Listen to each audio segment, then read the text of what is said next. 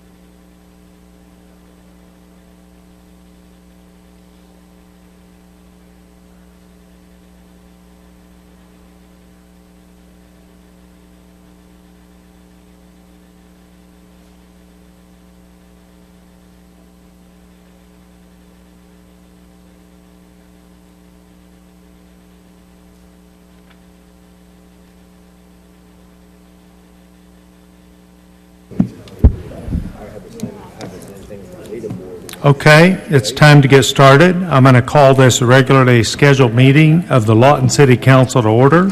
Please stand for the invocation by Pastor Jesus Velasquez of the Impact Center and remain standing for the Pledge of Allegiance. Pastor? Amen. Let us pray. Father God, we just give you honor and glory this day. We thank you for this beautiful day. We ask that you be here with us as we meet together, Father, to discuss your beautiful city of Lawton. Lord, let this meeting be productive and fruitful, Lord, for the citizens of this town. Bless each council member, along with the mayor, Father God, the city attorney. In the name of your Son, Jesus, I pray. Amen.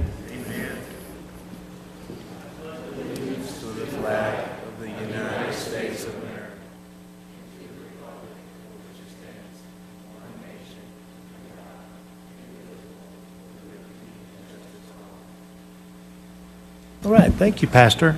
Please call the roll. Hankins. Harris. Chapman. Burke. Hampton.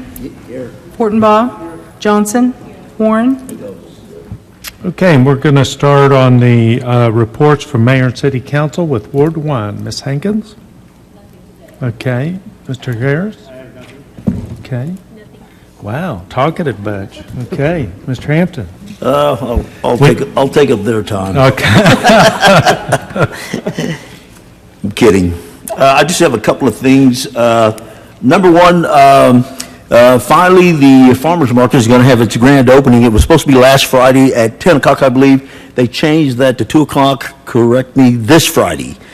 So if you're able to come, please do.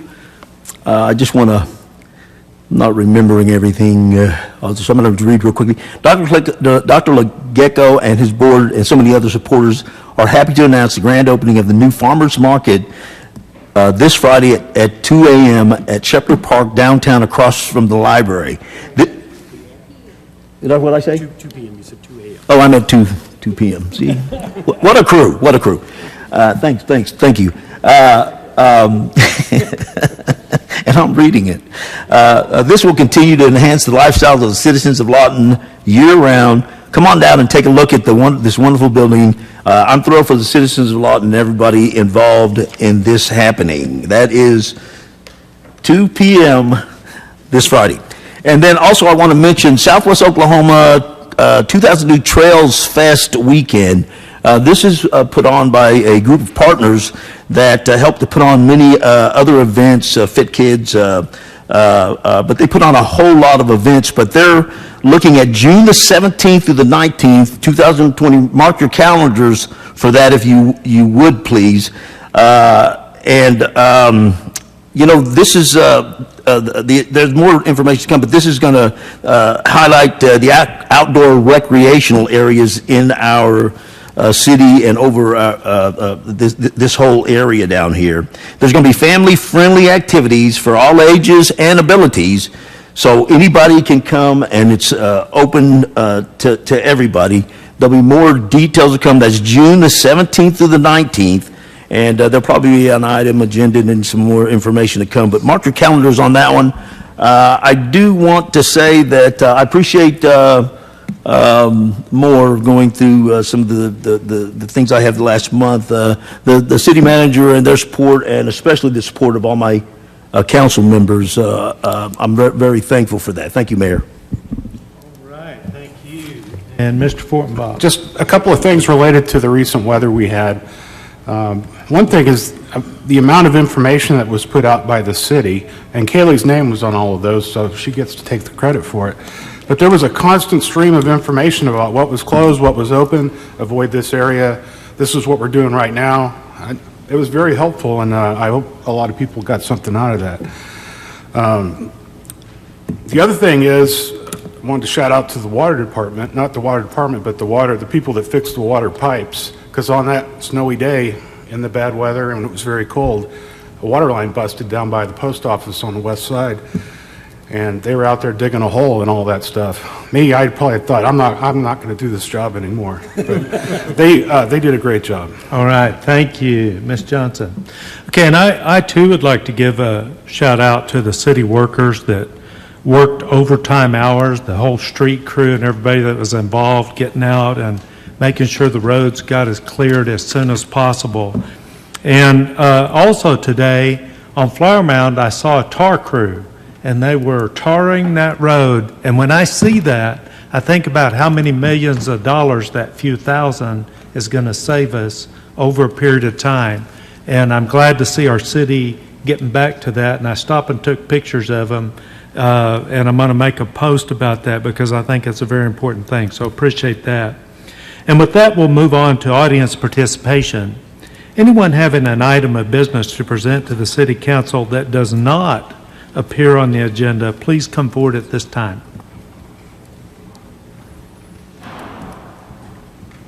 All right, Alberto, we need your name and address. Yes, Albert Rivas. My address is 25 Northwest 53rd Street.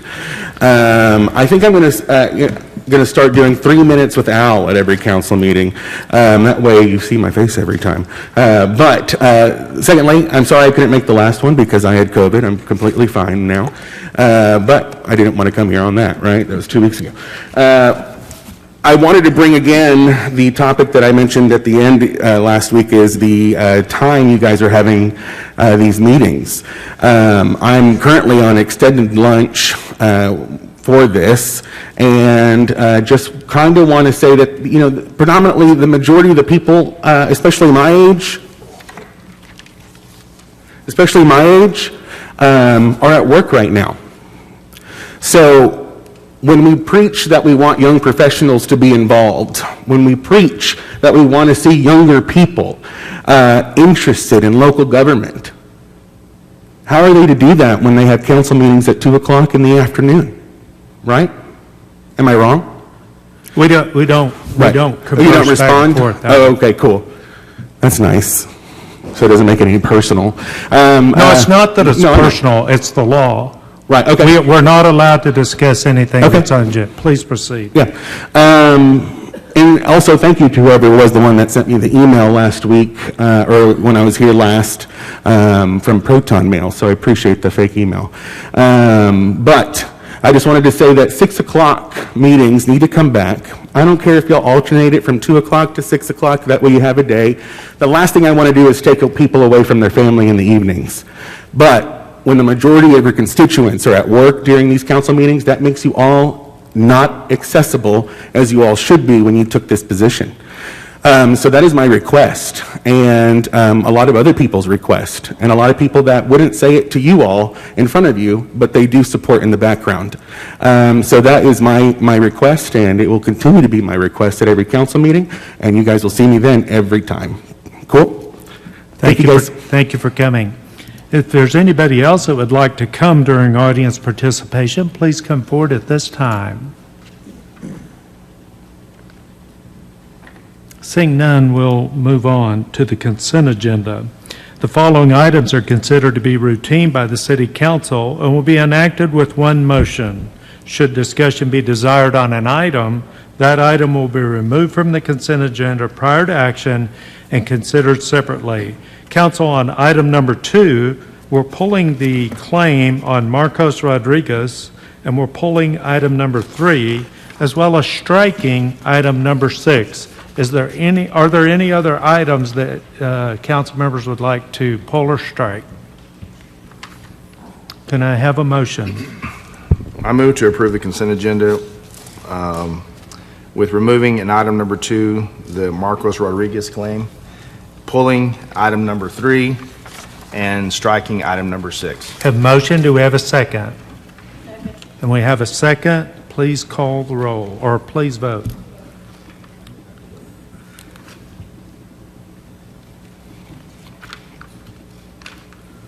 And the motion carries 7-0. Okay, and with that, we come up to item number 2. Consider the following damage claims recommended for approval. Marcos Rodriguez, DBA Emrod LLC, in the reduced amount of $368.40. Kalia. Good afternoon, Mayor and Council. Mr. Rodriguez is the owner of the property located at 1102 Southwest 45th Street, and he alleges that the city's Neighborhood Services Division issued a notice to him requiring him to secure his property. He denies that he ever received that notice. He further alleges that when the Neighborhood Services employee went out to secure the property after he failed to do so, they splattered paint on the siding of the house and also rolled paint onto his door. He filed a claim in the amount of $560.26 to repair his property. Our investigation did determine that a city employee did in fact splash paint and did roll paint onto the door. And then after several conversations with our office and Mr. Rodriguez, it was agreed that the claim would be approved in the reduced amount of $368.40 because those were the damages that he could substantiate. It's still my recommendation to approve this claim. It's my understanding that Mr. Rodriguez has some complaints that he wants to discuss with you all about the process used by the Neighborhood Services Division. Okay, thank you. Mr. Rodriguez, would you please come to the mic? And we'll start off with your name and address, please. Sure. Mark Rodriguez, 1930 Northwest Ferris, Suite 8. You want to leave this up here? Okay, fine. Well, thank you for taking the time. I'll cut to the chase since we got most of the facts already out there. I would like to change one bit of language. I'm not filing a complaint, I'm filing a concern, and I think there's a difference in the two. So I merely have somewhat of a concern based on the way that this was done, the way that this was handled. And I know that I have visited with some of you about this already, and I feel that we are, as a city, are going to be making some strides in the right direction, but I do want to hit you with a couple of my talking points, and then feel free to ask me anything you'd like. I believe this really all boils down to customer service at the end of the day. And guess who your customer is? The guy right here in front of you. Okay? And I don't feel that I was treated, I feel like I could have been treated better by multiple departments of this city. I'm not going to call anyone out for that matter, but I think in general, when you speak with many business owners such as myself, when you speak to many homeowners such as myself in this town about how they are treated as the customer, it's not well. Many of you took this job that you're sitting at, not for the money, not for the glory, and not for the 2 o'clock nap you're missing right now. You took this job because you wanted to do better by your ward. That's why you took this job, and that's why you take the abuse on a daily basis through phone calls and emails and everything else. And we're not going to get into that. What I would like to suggest is a time not too long ago when I went over to Disney. You ever been to Disney? What a cool place. And they just made me feel so wonderful. They made me feel like I was the #1 guy there. Now, granted, I spent a few bucks to get in there, so they should have. Kind of like the city of Lawton. Spend a few bucks with them, too. But they don't quite treat me like Disney. I'm not saying that you're going to be like Disney overnight, but I think they have an incredible model of how to treat the customer. So I'd like for you to at least consider that, #1. #2, quickly, as I'm running on my time here, is that the way I was communicated with was very challenging. Y'all said you sent it. I said I didn't get it. And we can play this game back and forth all day long. We sent it to the mail. The mail didn't get it to me. Yes, they did. No, they didn't. How about you just have some type of way for me to sign that I actually received it. I looked it up today because I was curious. $3.75 is what delivery confirmation costs from the United States Postal Service. $3.75. I received a bill that was this long. I'm not going to present it in front of you, but if you'd ever like to look at it, it's just asinine with the amount of goofiness that was on the bill that the city of Lawton sent me. Okay?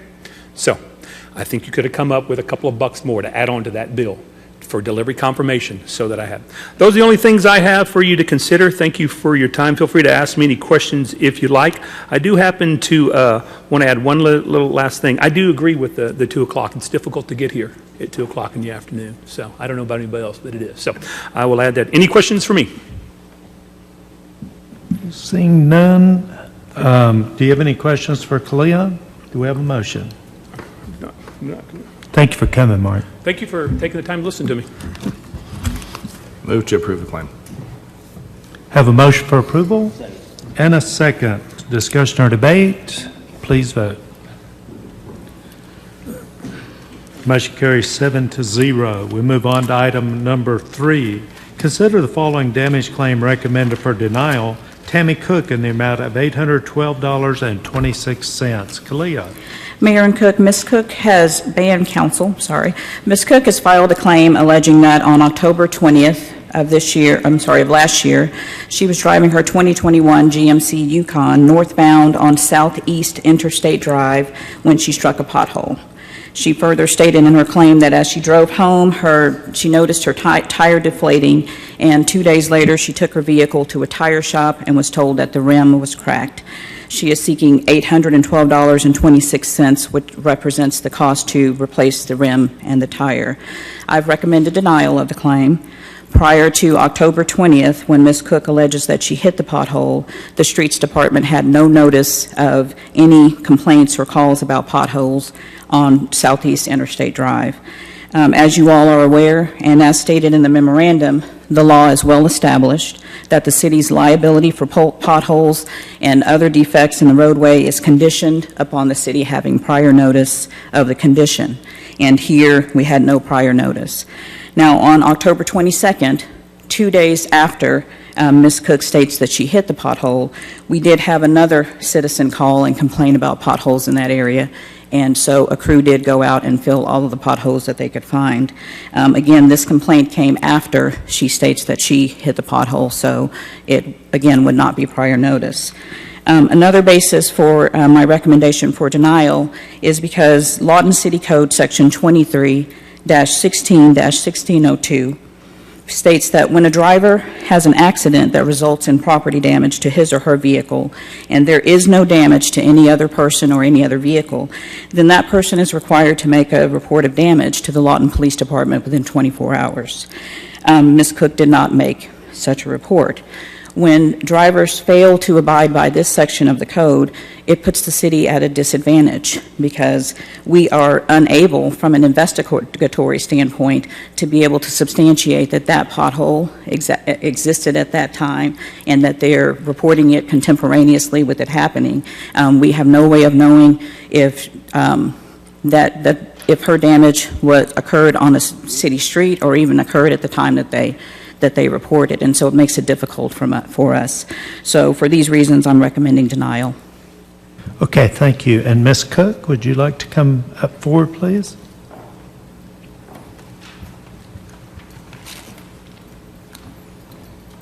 And if you would, please state your name and address for us. I'm Tammy Cook. I live at 27365 State Highway 115.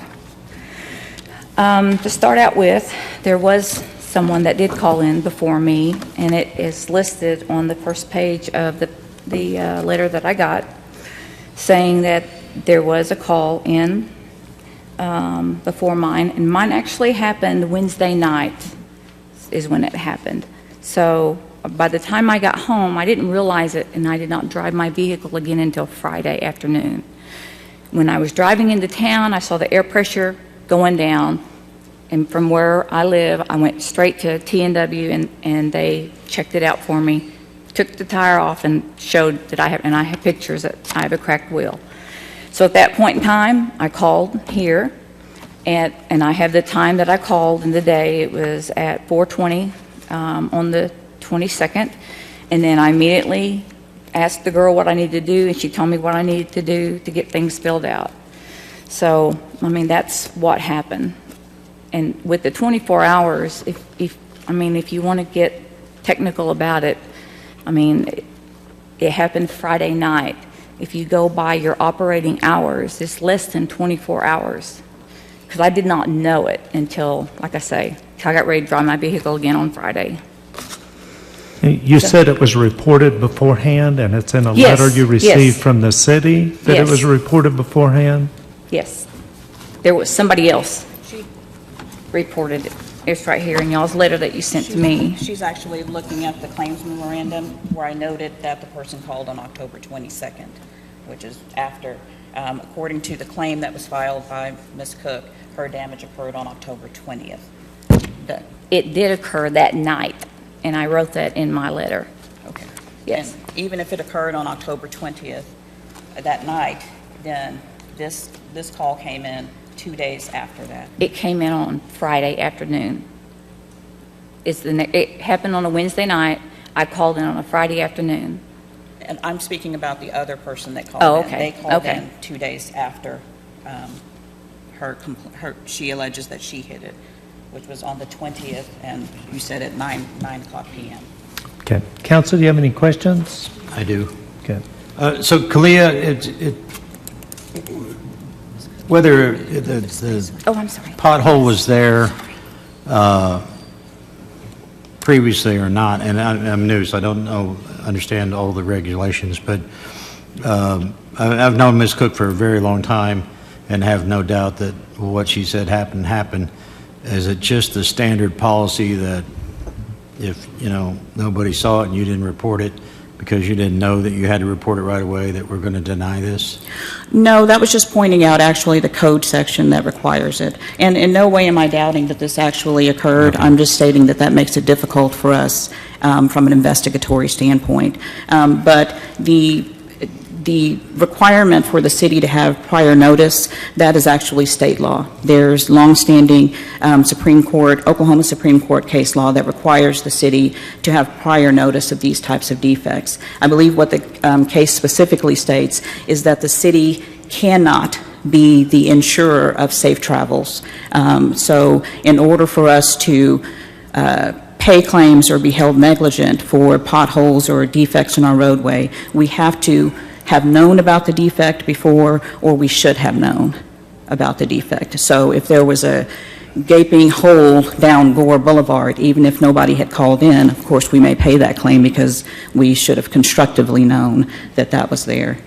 So here there was just no prior notice, and that's the reason. Is there any precedent to pay a claim like this regardless? I would say no. when you say precedent, I would just say no. I make my recommendation based on the law, and then, of course, the council does as it pleases. I'm not doubting that. I just wondered if I'm looking for ways to solve this. Okay, any other questions, council? I just have one thing, even if we deny the claim, you can still take this to district court. So it's not like this is the end of the road, no matter what we decide. We're kind of stuck in a bad situation because of state law. State law says, as she said, that we are not an insurance company to take those claims. We would have to, then we would set precedent, I think, if we allowed this claim, and then we would have to, every time something happened where it was a piece of curb got in the road and somebody hit it, we've had all kinds of claims over my years that we've had to turn down. And it's terrible that we have to do that, but state law, get a hold of your state legislators and tell them you don't like it, but that is the state law, and we have to kind of abide by that, or we take ownership of it on ourselves as a city. So just understand, we understand what you're saying. We believe you. We do believe Right. you. It's just we're stuck. I'm not out to scam anybody. I mean, and I've hit many potholes, many of them. And that's not my point. My point is by the, I called it in as soon as I found it. I mean, as soon as I found it, that was the first thing that I did. And then when I went to go take pictures, they had already filled the potholes. And I called the girl back and I said, what do I do? And she said, go ahead and take the pictures. And I mean, it was obvious that they had just did it that day. I mean, obvious. So I did exactly what I was supposed to do as soon as I found out. And then, as I say in this letter, it says that someone else called the police department and reported the potholes, and they filled them that day. So. Clea, would it make any difference if she had reported it the next day? No. Okay. It would not make a difference because the primary basis for the denial is the lack of prior notice. And I just want to kind of clarify, so it's really almost a two-part deal that kind of ties our hands, the prior notice in addition to the state law. Even if you did, report it, that would have been the first report, and then someone behind you would have unfortunately probably benefited from hitting that same pothole. It's very unfortunate. I myself have hit a few. Right. But, the bottom line is, now it's fixed. Unfortunately, you're in a pickle, and so are we. Right. But as Councilman Burke said, you do have another level of recourse if it's denied today. Yeah. No further discussion. I'll entertain a motion. Move to deny the claim. Have a motion for denial. Is there a second? Have a second. Discussion or debate? Please vote.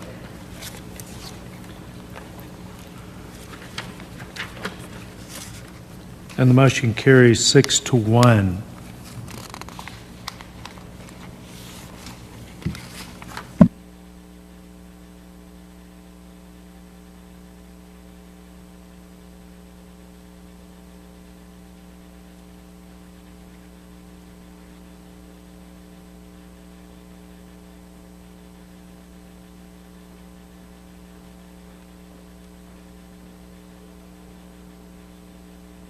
That was that was 6 to approve the motion and 1 abstention. Mr. Harris, did you abstain? You need to state the reason for your abstention. I've known Ms. Cook for a very long time. Turn on your mic for us, please. I've known Ms. Cook for a very long time. I don't know that it's appropriate for me to vote on this. Okay, thank you. Okay, and item 6 was struck, so that moves us on to business items number 16. Hold a public hearing to consider a change of zoning from the C3 Planned Community Shopping Center District to the C5 General Commercial District zoning classification. The property is located at 7220 Northwest Sun Boulevard, Lawton, Oklahoma 73505, Cameron.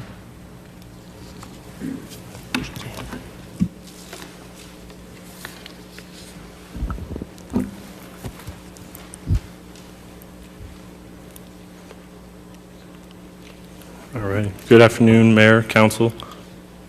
What we have is a rezoning request off of Sun Boulevard from the C3 Planned Community Shopping Center to the C5 General Commercial District. The location map shows this just south of Quanah Parker, west of 72nd Street, off the Service Road, Sun Boulevard. The current zoning for this is C3. The proposed zoning is C5. The land use is staying commercial. The surrounding area is C5 to the east and C4 to the west. The R1 to the south would require a screening fence and tree buffer, which is shown on the proposed site plan. The proposed use is a it is a caliber collision repair with future self-storage, which is not shown on this site plan, so they would have to bring that back through. This was sent to 53 owners within 300 feet on January 18th and was published in the Lawton Constitution on January 21st. No calls for or against were received. CPC's recommendation on January 13th was to approve. The minutes were attached as an exhibit. Council, do you have questions for Cameron before we open the public hearing? Seeing none, I'll open the public hearing. Anybody wishing to speak on this item, please come forward at this time. Seeing none, I will close the public hearing. Council?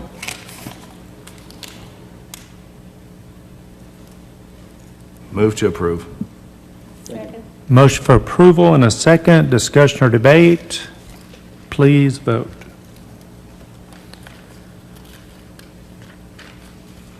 Motion carries 7-0. That moves us on to item 17. Hold a public hearing to consider a change of zoning from the R1 Single Family Dwelling District to the C1 Local Commercial District zoning classification and a change to the 2030 Land Use Plan from professional office transition to commercial located at 3323 and 3321 Northwest Cache Road, Lawton, Oklahoma 73505. Cameron? This is located off of Cache Road, just east of 34th Street. The current use is 2 vacant residential homes that would be demolished, and the lots would be combined for a proposed HTO tea store, drive-through iced tea franchise. This was presented to CPC, and there was a protest petition presented that had 9 signatures. This was mailed out to 26 property owners within 300 feet. So that does not meet the 50% required for the supermajority. This current zoning is R1. The proposed zoning for this is C1. There was a mistake on this presentation for C5. It is C1 is the request, as the properties to the west. There is a historic overlay for the neighborhood to the north, but it does not extend onto these properties. The current land use is professional office transition, and the proposed is commercial. The surrounding zoning is R1 to the east, north, and C5 to the south. The properties to the west is the Five Guys and the Firehouse Subs. Firehouse Subs currently already has a drive-through. This zoning would require a tree buffer, as they do, and a screening fence that they show along the north side and the east side of this property, along with a tree buffer. This was presented to CPC. They did move forward with the recommendation of approval subject to conditions. The conditions put in place by CPC was to make sure they had the tree buffer points, a left turn only coming on to Northwest 34th Street. We've got a little bit of a challenge. Okay. Council, items number 16 and 17 involve an ordinance. The ordinance is not attached. And we, since ordinance it's in the recommendation, but it's not in the agenda item. So what we need to do is take no action on 17, and it'll have to come back next week with the proper attachments. And we probably need to go ahead and deal with the motion to reconsider item 16 next week, since we took action on, and we didn't have all the attachments. So having said that, as a housekeeping matter, we can do this without it being on the agenda. Do I have a motion for reconsideration of item 16 at the next council meeting? I have a motion and a second. Discussion or debate? Please vote.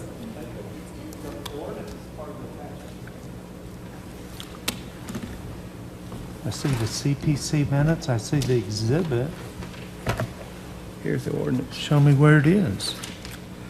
It's under, Where is it? here. It's under exhibits. Scrolled over, and it's right there. That's good, there it is. Okay. Thank goodness it's there. We still have to go back and reconsider it because we did not read the title of the ordinance. So instead of a motion to consider at the next, we'll just reconsider it now. Will you amend your motion? And you will continue with your second? Okay, so we have a motion to reconsider now, and we have a second. Please vote.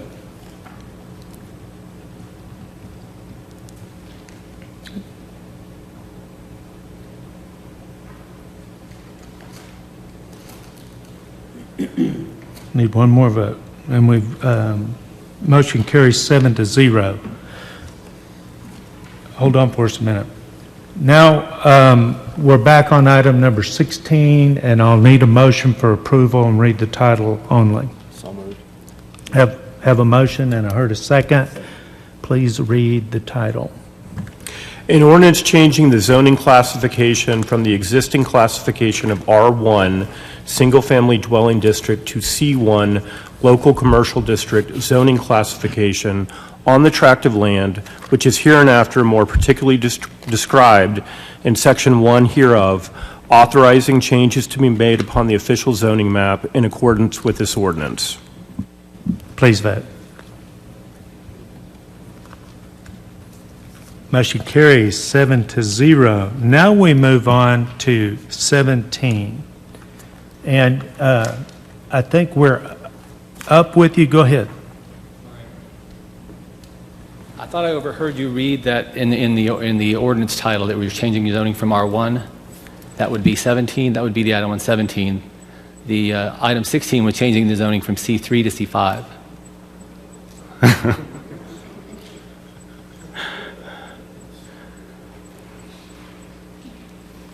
Sorry.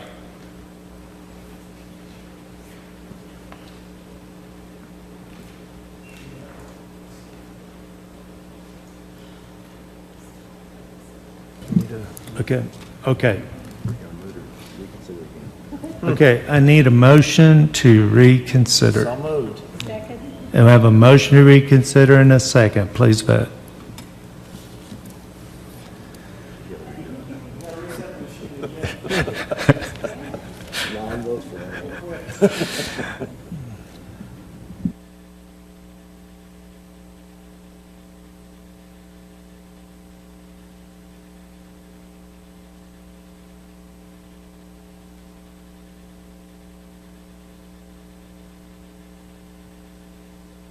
The motion carries 6-0. Now, I need a motion to approve and read the title only. This is my last time. Motion to approve. Second. And a second. Please read the title. An ordinance changing the zoning classification from the existing classification of C3, planned shopping community shopping center district, to C5, general commercial district zoning classification on the tract of land which is hereinafter more particularly described in section 1 hereof, authorizing changes to be made upon the official zoning map in accordance with this ordinance. Okay, before we vote, is everybody's heart beating okay on this one? Okay, all right, please vote. Motion carries 6-0.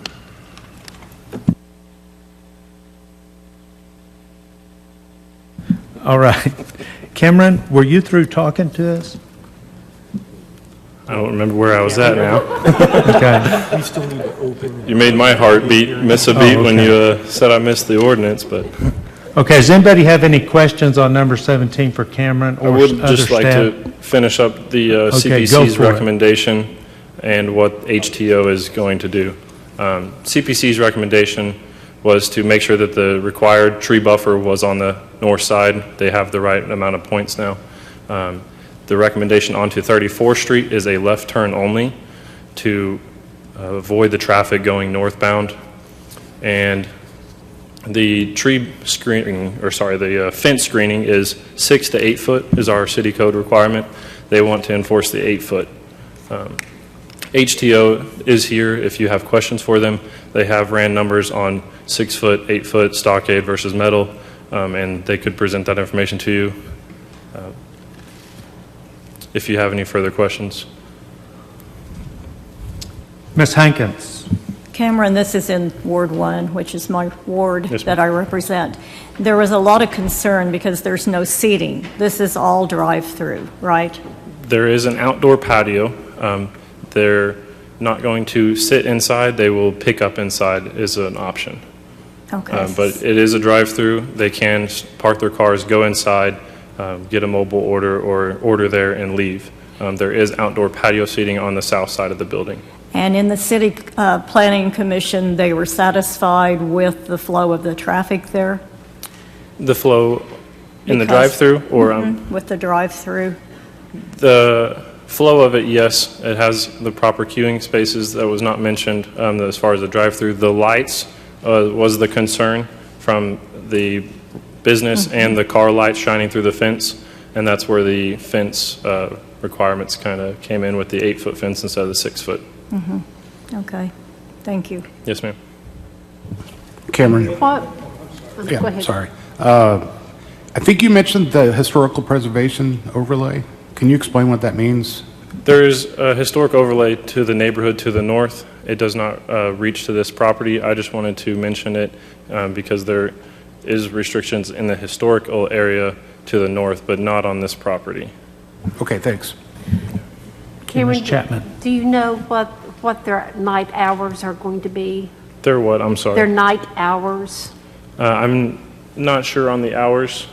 It might be a question for them.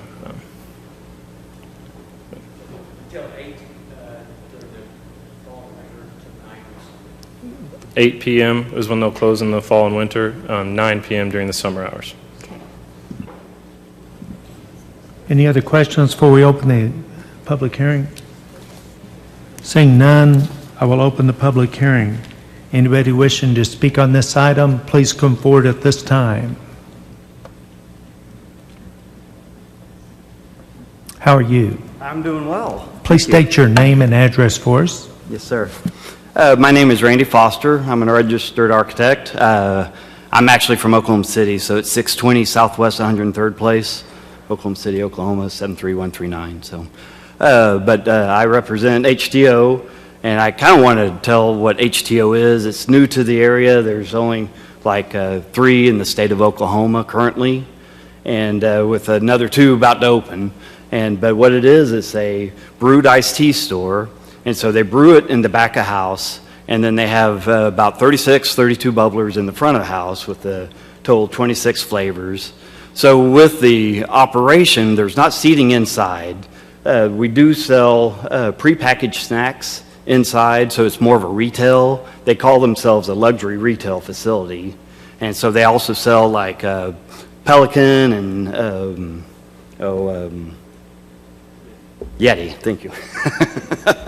But so they sell other products and the prepackaged snacks, but you can walk in and you can get your cup of tea, ice, and fill up whatever flavor tea you want. But once you purchase that, you purchase it at the front counter.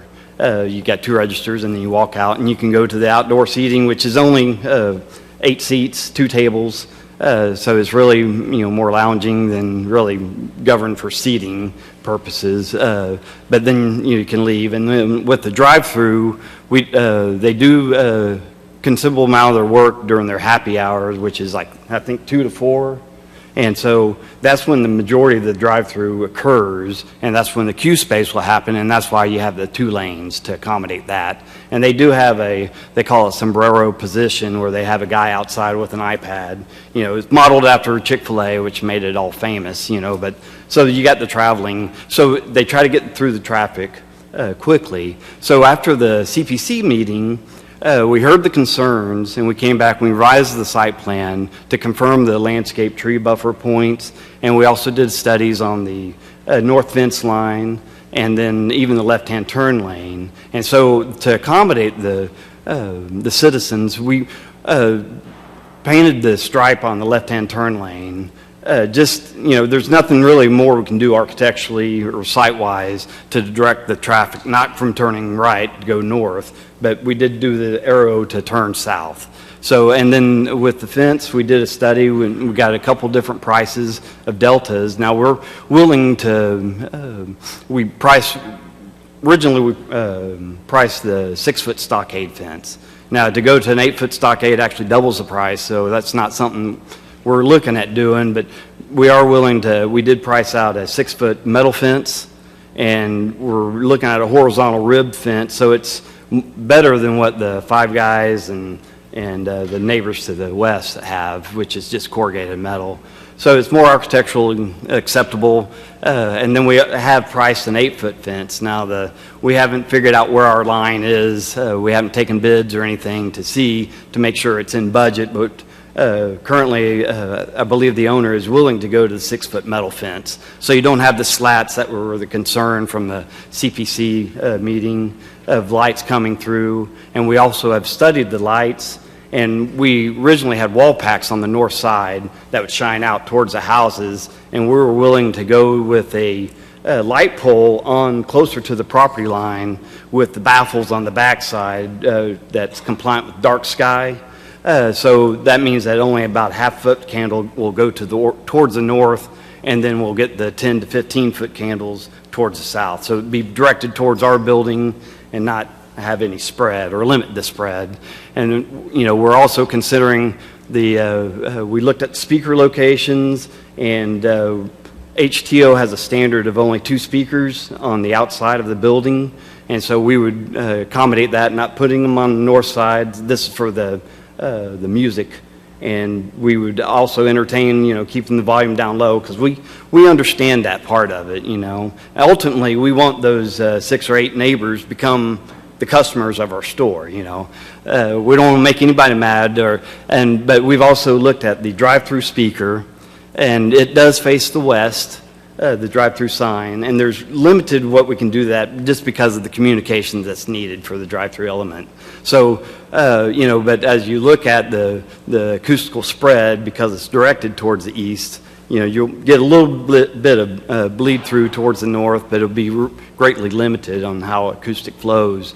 Now, for the cars playing radios and everything, that was also a voice of concern, you know, and that's not much we can do other than they'll have to turn it down to order their drinks and their prepackaged snacks. Okay, thank you for coming. Mm-hmm. I think we have some residents that wanted to come. Come on up, ma'am.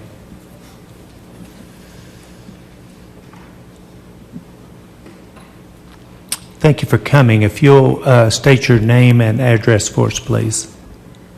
I'm Suzanne Crawford, and I live at 3320 Northwest Atlanta. And since we appeared before the Planning Commission to offer our protest, 2 more homeowners in the area have signed this petition, so we have 2 more to add to it.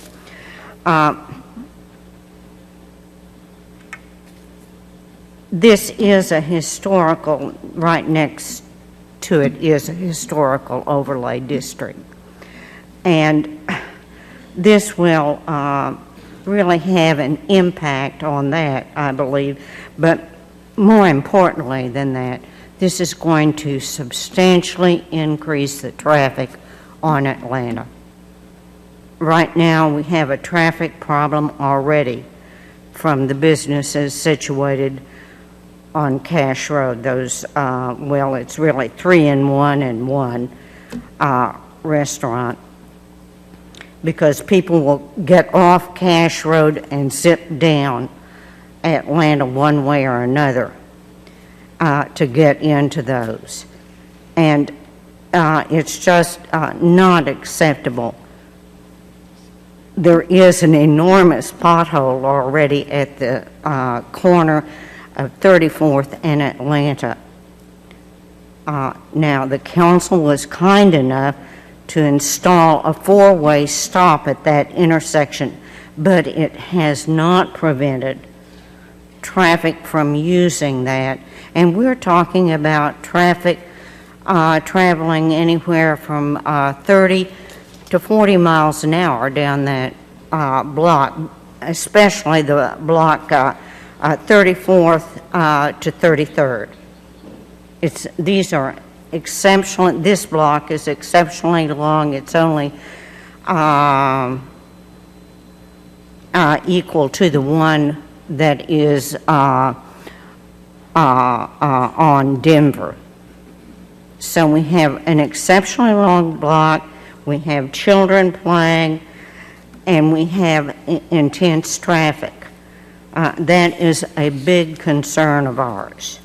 If that traffic out of the a restaurant, it will turn to go to that intersection of 34th and Atlanta, because there is a very short area for traffic to turn on 34th and get on Cash Road. This is an intersection that's already jammed up because we have a car wash across the street that's going to open, adding to all of this. So on the other side, you have Easy Go. So it's going to be a nightmare if you have, and this, make no mistake, this is a drive-in. So they may not have car hops going out to service the cars, but it's still a drive-in. And I think that was clear. Now, let's get to the item of fencing. All of the homes in this area, in these two historical overlay blocks, are pier grade. That means we're 3 inches higher. And you are absolutely visible from the alley, even with a 6-foot fence. I have a 6-foot fence. People can visibly see me. So this, the idea of a 6-foot fence is not good at all. The idea of a stockade, I have a 6-foot stockade. I am very, very visible, as are the other homes. And many of us have improved our backyards. And we like to go out and enjoy those amenities that we have put in. So the screening is essential. Okay, did any of the other residents that signed your petition come with you today? I was hoping that John Tubbs was here. John owns 2 properties, so when we say so many owners, actually there is a gentleman who owns 2. Okay, I actually talked to somebody earlier, a male that was here to speak on this. Did he leave? Is there anybody else here to speak on this item? That would be John, I'm sure. Okay, I don't see any others, and we're kind of running over, but I'll give you another minute here. Is that okay? Okay. Can you wrap it up for us? Let me wind this up. The lighting would illuminate our backyards, and the noise also would make it very unpleasant. If you have car radios as well as music from the drive-in, all of that is not going to help the matter. So to conclude, we have many, many concerns about this, but the principal one is that traffic deal. We simply can't have cars going down that street as fast as they are. This is not intended to be a principal thoroughfare. And I thank you very much. Thank you for coming today. Before I close the public hearing, I want to make sure that I give a chance for everybody to speak on this. Is there anybody else that would like to speak? Seeing none, I'll close the public hearing. Council?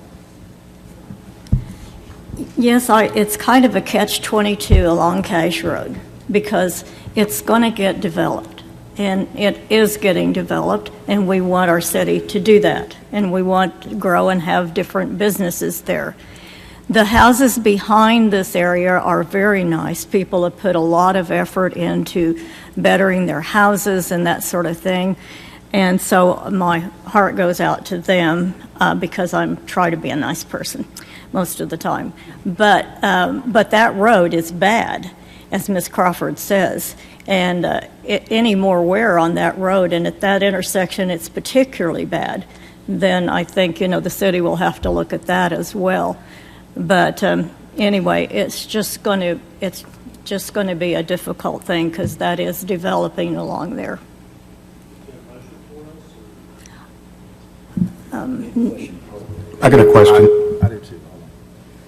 Go ahead. I think the problem, and I was just talking to Mr. Hampton about this, we know that Cache Road's going to become commercial all the way down there.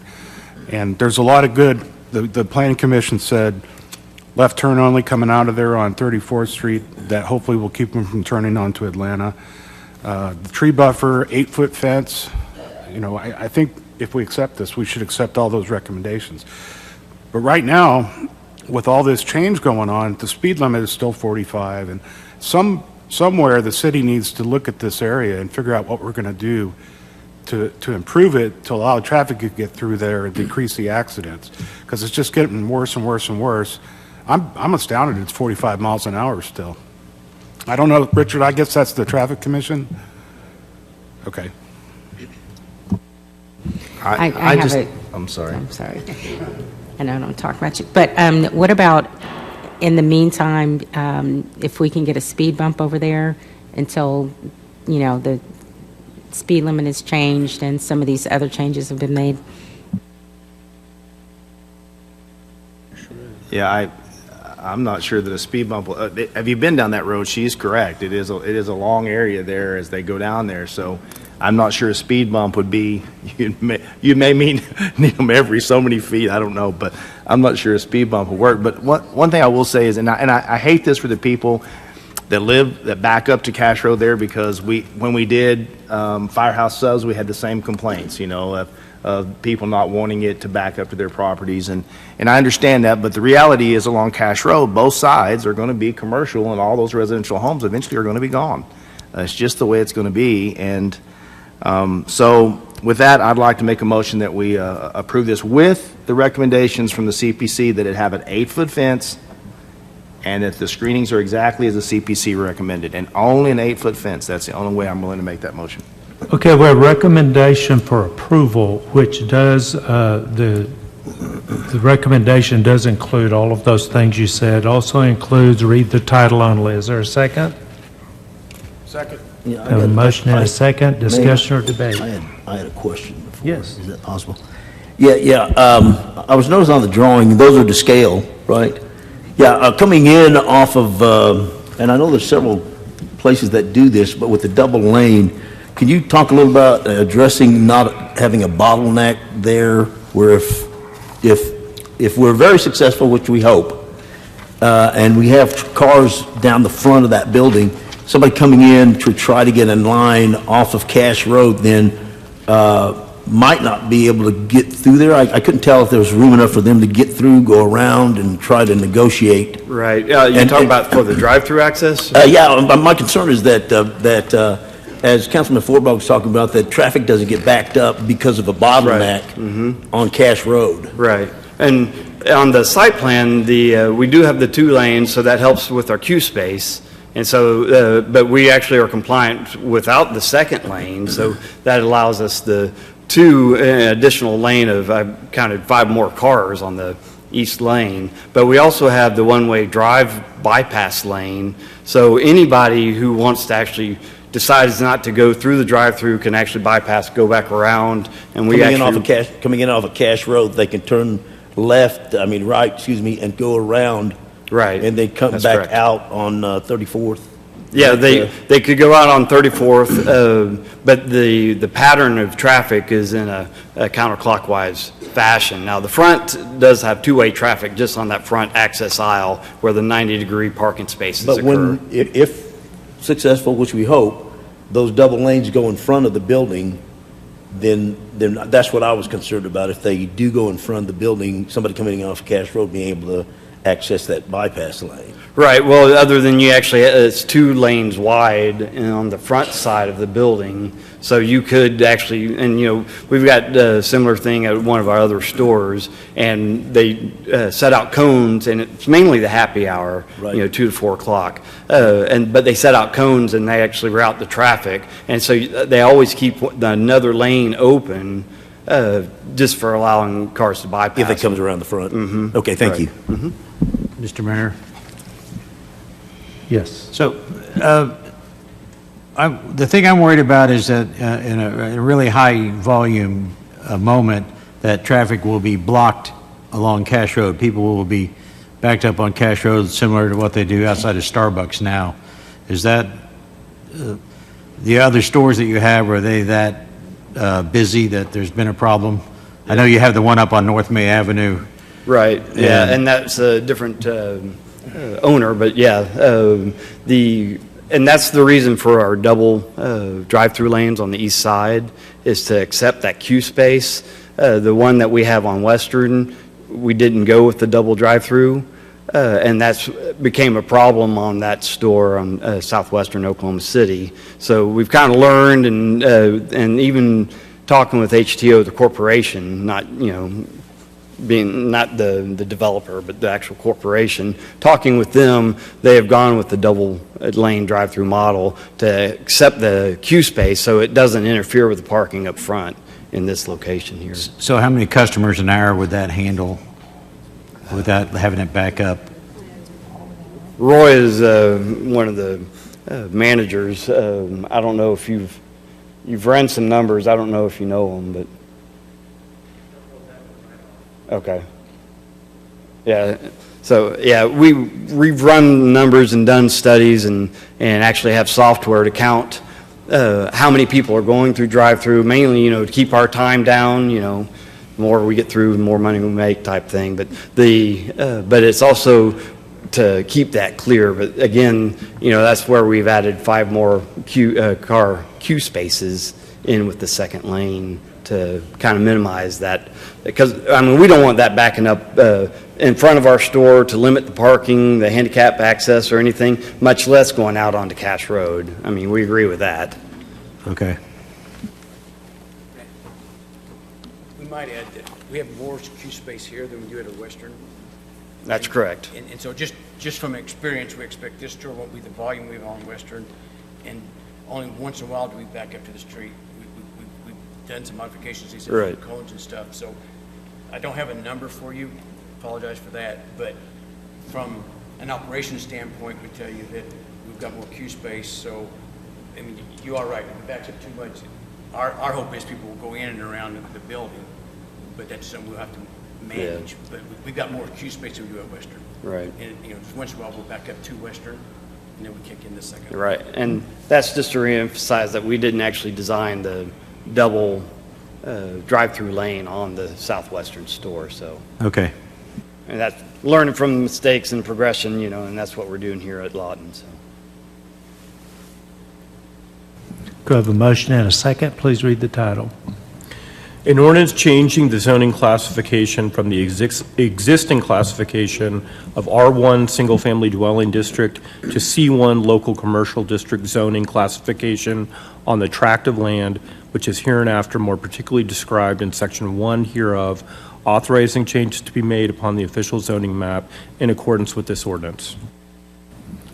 Any further discussion or debate? Please vote.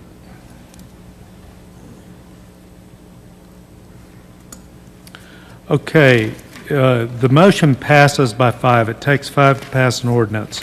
There's 1 no and 1 abstention. Who abstained?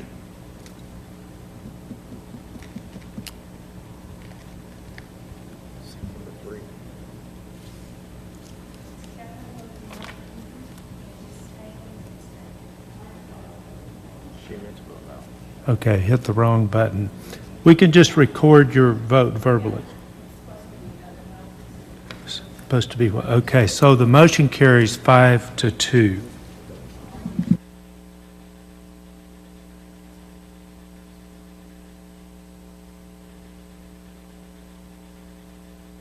Okay, all right, thank you. The motion carries 5-2. Okay, that moves us on to item number 18.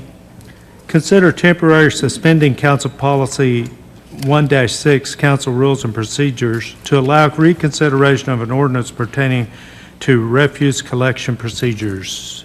John.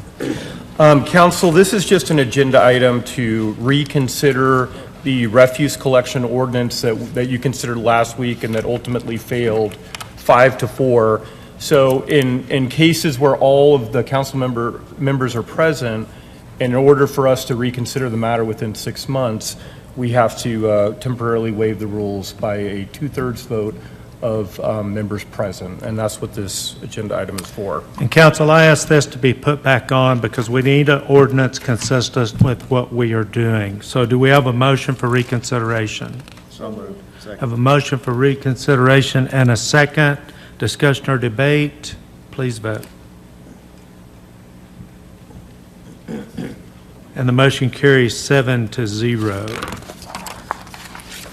Item number 19, consider an ordinance pertaining to refuse procedures amending section 22-14141, division 22-1-1, article 22-1, chapter 22, and sections 22-41401, 22-41403, 22-41404, 22-41405, 22-41406, 22-41407, 22-41410, 22-41412, and 22-41414, Division 22-41, Article 22-4, Chapter 22, Lawton City Code 2015, revising and adding definitions and revising procedures for the collection and disposal of refuse, trash, and bulky waste, providing for severability, and establishing an effective date. Larry.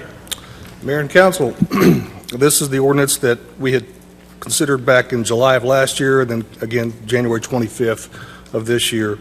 During those previous meetings, some concerns were raised, primarily regarding fees that were associated with the ordinance. And so we've taken and accommodated those concerns in some manners.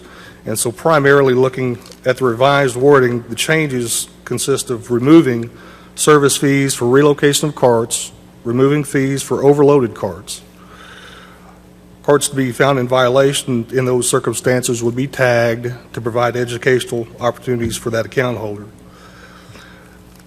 Now, no change had been and is not being proposed to disabled or physically limited house-side service. House-side service for these qualifying accounts has been and would continue to be provided at the same rate as curbside service. Elective premium house-side service for able-bodied, non-physically limited households was proposed to be removed from the ordinance. This revised ordinance retains that elective service, and the companion agenda item, the fee resolution, revises the fee for that elective premium service to help us better cover our actual cost of providing it. Other aspects that remain the same in the ordinance are weekly cart collection frequency, monthly bulk collection frequency, revising cart removal time to be 8 a.m. the morning following collection, setting a limit for bulky waste at 4 cubic yards, and allowing bulky waste to be placed at the curb up to 3 days prior to the scheduled collection date. Yeah, I just want to clarify that the prices that we charge or the costs associated with services dealt with in the next agenda item, correct? Correct. Okay. Do you have any questions, council? Move to approve. A motion for approval? Second. And a second. Please read the title. An ordinance pertaining to refuse procedures. Go ahead and read the title.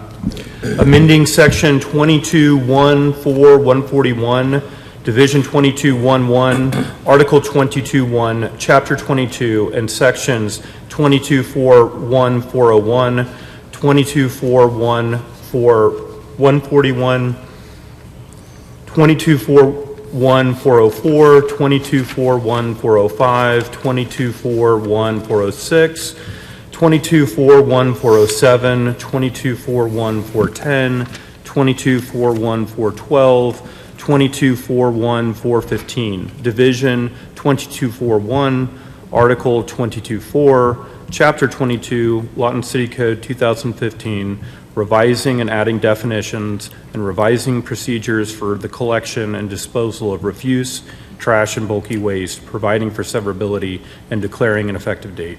Now we'll have discussion. Mr. Hampton. Yes, thank you, Mayor. I know that we're going to be discussing the articles and the fees coming up, but before I vote on this, I just kind of had two questions. That 22-141 for the physically limited, that's not the elderly, because that's a different thing, picking up trash for the elderly, am I correct? Regardless of age, if you have a physical limitation, if you're young, if you're elderly, regardless, if you have that physical limitation, you get the outside service. Yeah, I have a constituent that called me and said that they're going to go ahead and, she's getting up in her ages, so she was approached that you guys were going to go ahead and take her cart down, which is very appreciated by her. But she said in that process, told me the story of her neighbor that was putting some stuff in her trash can, and she's short, and she ended up head first in the trash can. And I just, it wasn't, I just want to make it clear to the citizens that those people that are elderly, I'm assuming that you're saying, Larry, that when they're elderly like that and they can't really navigate that cart, possibly without injuring themselves, that falls under the physically limited. That is correct.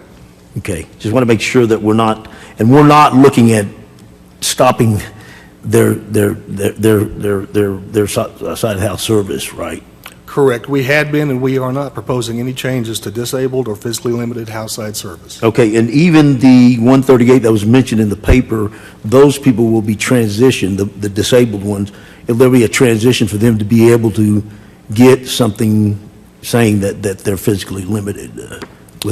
Yeah, all of our house-side services received letters, and in the code annually, every January, the disabled house-side service, that account holder provides documentation to the city annually to make sure that we're getting them on the correct list for that house-side service. So we've just gone through that process and looking at all of our house-side services. Right. Yeah, I kind of figured that was the case, but I just want to make sure that my ward is old and I have a lot of older people. And I just want to make sure it's clear to them that there are not any added fees from the last time that this was brought up, and to clarify some of that, which I'll save my other questions when we discuss the next item. Thanks, Larry. Mr. Fortenbaugh. Larry, I appreciate all the work that went into revising this. It's only been a couple of weeks, and I was amazed at how much, you guys handled all of our objections in here, and we got rid of some of the stuff that was really making the citizens mad, and we're not just trying to raise money off of them, so good job, whoever did it. I, too, want to say thank you, Larry. I mean, these changes in the provisions that you've made here, they're workable, they're doable, and I really appreciate the work that you and your staff have done toward this to make it that way. I might add that I fell taking my trash out the other night, so let's make sure the elderly get their trash taken out right. Good job, Larry. And would you like me to come over and take your trash out from now on? Okay. Okay, looks like all the discussions, and we've already got a motion and a second, and we've read the title, so please vote. And the motion carries 7-0. And that moves us to item number 20. Consider approving a resolution amending Appendix A, Schedule of Fees and Charges, Lawton City Code 2015, removing the optional house-side residential cart collection fee for non-disabled, establishing fees for refuse cart relocation, premium cart collection, overloaded cart collection, short-term container service, premium bulky waste collection, and excess residential bulky waste collection, and establish an effective date. Larry. This is the companion item, the resolution that revises the fee schedule to go with the ordinance that was just passed. I would note in the title, we say that this resolution removes the optional house-side residential cart fee, and in fact, we're revising that fee. So there's an error in the agenda description. We're revising the optional house-side residential cart fee, not removing. Correct, right? and the fee schedule itself in the resolution is correct. Okay, all right. Is that it? Yes. Okay, Council, do you have questions or a motion? I have a motion for approval from Ms. Chapman, Ms. Chapman, excuse me, a second from Mr. Harris. Please read the title. It's a resolution. Oh, it's a resolution. We won't read it. Discussion or debate? Please vote. Oh, I'm sorry. Go ahead. No, you're fine. Larry, on 2210, clarification again. I noticed that there were headings on this, like multifamily dwellings, single-family dwellings. I noticed it was one of the business. The 22410 dealing with premium bulky service waste collection, that's not commercial. That's for residential, for people who have like a big job that they're doing, and they want to call you out on a special day. Is that what that is? That's correct. If you have a bulky waste collection that you have to have picked up outside of your normal scheduled monthly collection, then this would be an option that you could choose to schedule that out-of-cycle bulky waste collection. And that was already in place. That there was no change on that from the standing ordinance from before, correct? That is correct. Yeah, and I noticed for the citizens that there was a lot of stuff. Most of the stuff there was no change. I want to echo what they said, Larry. I appreciate you guys taking time and your diligence in getting this more suitable to a lot of the complaints that I probably had and the other citizens. And I want to say I drive through my ward and that your crews are actually working with the citizens quite well, because I drive through there sometimes and I think, that right now there is not 4 cubic yards, and then I drive by and you guys have picked it up, or someone just went through and scattered it, and you guys have really done. So I appreciate all the work that you and your department is doing with this trash, and the city is so much more cleaner than what it was before. Just any further discussion or debate? Mr. Harris. Yeah, Larry, I just wanted to make clear, and the city manager explained it to me yesterday, but so if they put their bulk trash out like 3 weeks early, like we've seen a lot, what will happen then? Well, they'll be provided a notice, they'll be tagged, they'll be educated on their schedule. If they choose to put out their bulky waste outside of their schedule, they're essentially requesting an out-of-cycle premium bulky waste collection, so that fee would apply to that account. Okay. And if they do it on if they exceed their limit on a regular pickup date, it's just $10 a yard? Correct. Thank you. I just have one thing, and I like what the changes have been made, but one of the things I'm going to say is that I've noticed the bulky waste in my side of town has really dropped in the amount of what was being put out the first, I don't know, 3 or 4 months or when we started this. It was out of control, and I don't know how you guys were picking all that up, but it was a ton of stuff on every street, and that number has really come down. But also, we're still going to have trash off like we normally do, and And a lot of you guys are going to help me work that, but you didn't know that yet. But anyway, we're still going to have that, and so that's another service for people to be able to bring out, and that'll happen again in the spring. So it's another way for you to, if you do have extra stuff that you don't want to have to put out, you'll still be able to do that at trash off. So I just wanted to mention that. Any further discussion or debate?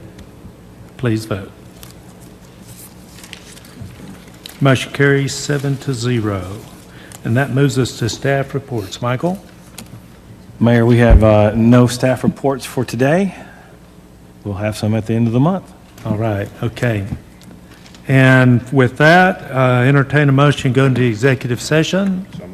Motion for executive session, is there a second? Second. A second, please call the roll. Harris? Yes. Chapman? Burke? Hampton? Fortenbaugh? Johnson? Hankins? Important enough to abstain. I've been told.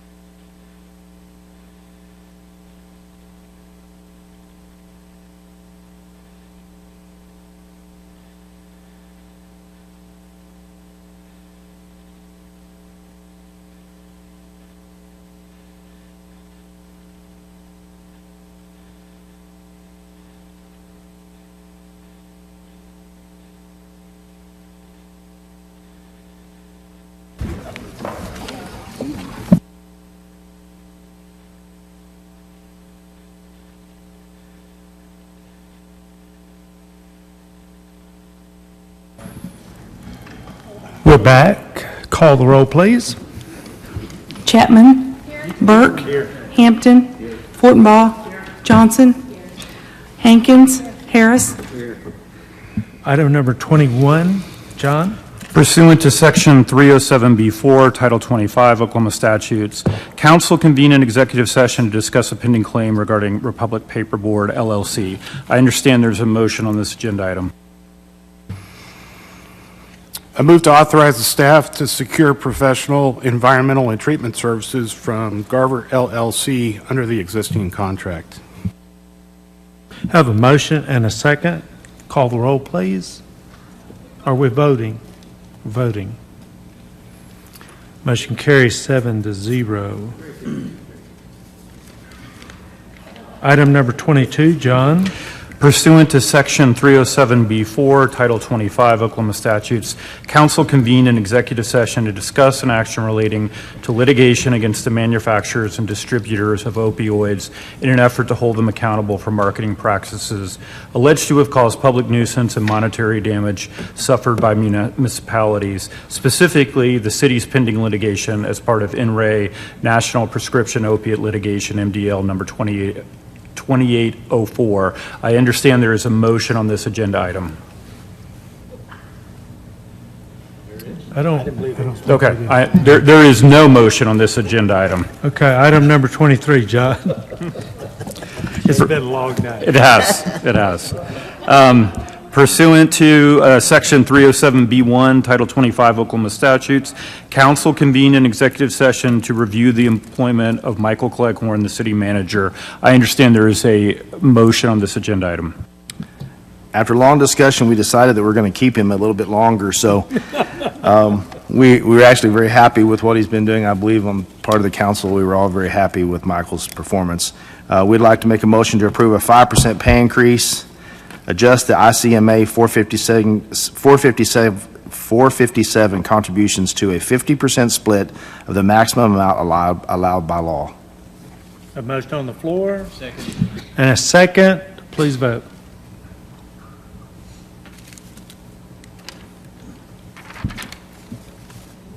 Motion carries 8-0. Do I have a motion for adjournment? So moved. And a motion and a second. Call the roll, please. Burke. Hampton. Fortenbaugh. Johnson. Hankins. Harris. Chapman.